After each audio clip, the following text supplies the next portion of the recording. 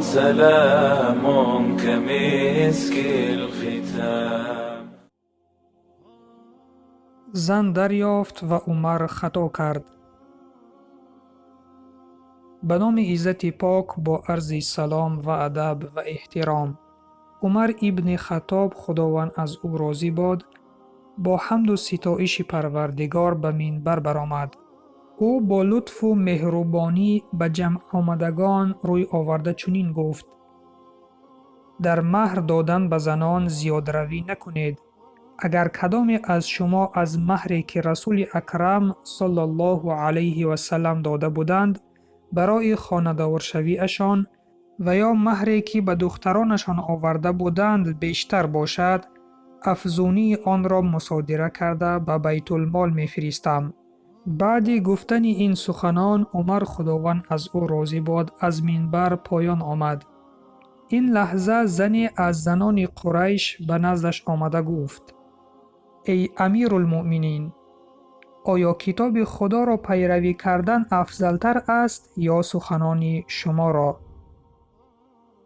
حضرت عمر خداوند از او راضی باد در جواب گفتند: البته پیروی از کتاب خدا افضلتر است. مراد از این سؤالتان چیست؟ زن گفت: چند لحظه پیش شما مردم را از زیادروی هنگام دادن مهر زنان باز داشتید. اما خداوند چنین میگوید: به نام خداوند بخشنده و مهربان، و اگر بخواهید که زنی را به جای زن تبدیل کنید و یکی از ایشان را مالی بسیار داده باشید، پس باز مگیرید از آن مال چیزی را. حضرت عمر خداوند از او راضی باد با شنیدن این آیت چنین گفتند: هر یکی شما از عمر فقیه تر هستید. بعد این حضرت عمر خداوند از او راضی باد به منبر بلند شده گفتند: من شما را از زیادروی در دادن مهر زنان منع کرده بودم. اکنون که مسئله روشن شد، هر کدام شما موافق شریعت و امکانات مالی خود عمل کند. ببینید حضرت عمر خداوند از او راضی باد ناوابسته از آنی که امیرالمؤمنین بودند خطاگی خود را تصدیق کردند و گفتند که سخن زن راست است و عمر خطا کرده است. شنونده عزیز، در این قصه دو درس عبرت است برای ما.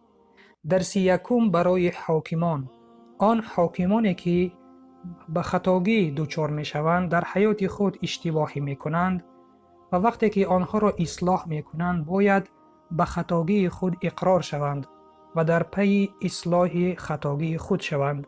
و درس دوم برای انسانهای عادی، وقتی که می بینند که حاکم خود خطاگی می کند باید آن را بگویند که تو خطا کرده ایستاده ای. تنها با این راه، با اصلاح کردن یکدیگر، جامعه اسلامی رواج و رونق می یابد و صلح و ثبات و آرامی جامعه اسلامی را فرا می گیرد.